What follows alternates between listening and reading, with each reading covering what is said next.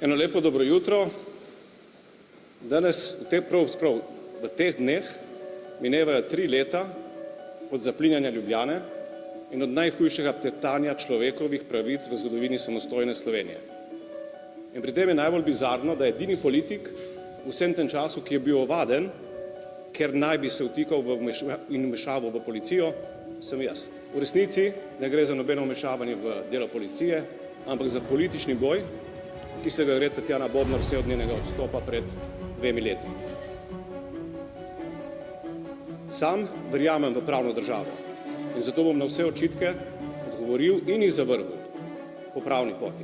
Verjamem pa tudi, da enako kot v primeru obtožb na račun vmešavanja v aretacijo ruskih vohunov, kjer so se te obtožbe izkazale kot izmišljotine in laž, verjamem, da bom enako lahko vse očitke zavrgel tudi v vseh primerih ostalih. Najprej ne povem, da pričal bo takrat, ko dobim vabilo. Tudi sam bom pričal pred preiskovalno komisijo in na njej bom vsako laž, ki je bila izrečena, ovrgel s papirji ali pa s pričami. Ni na meni, da sprožim vabila še nisem dobil. Danes se odzivam na proces, ki ga pelje policija. Govoril sem o tem že takrat, da gre za čisto izmišljotino, ko je šlo za primer ruskih vohunov.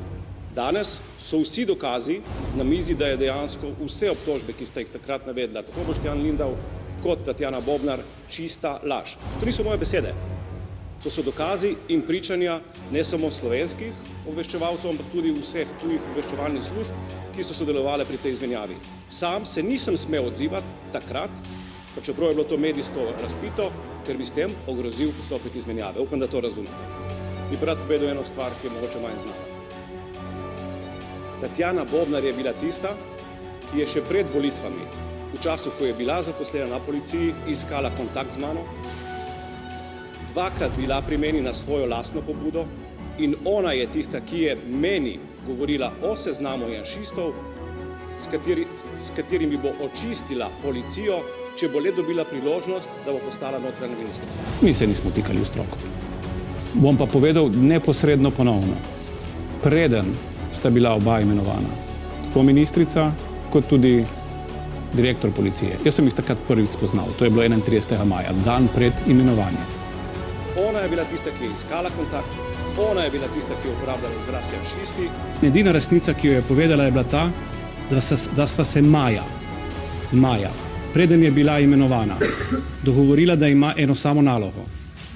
In to je, da očisti policijo janšistov. Ona je to ponovila včeraj. In to je edina resnica, ki jo je povedala. In ona je dobila ta mandat z moje strani. Ko se je končalo, danes je pa to politični boj užaljene političarke. In pri tem je najbolj bizarno, da je edini politik v vsem tem času, ki je bil ovaden, ker naj bi se vtikal in vmešaval v policijo, sem jaz. Ovadbe niso popolnoma nič neobičajnega.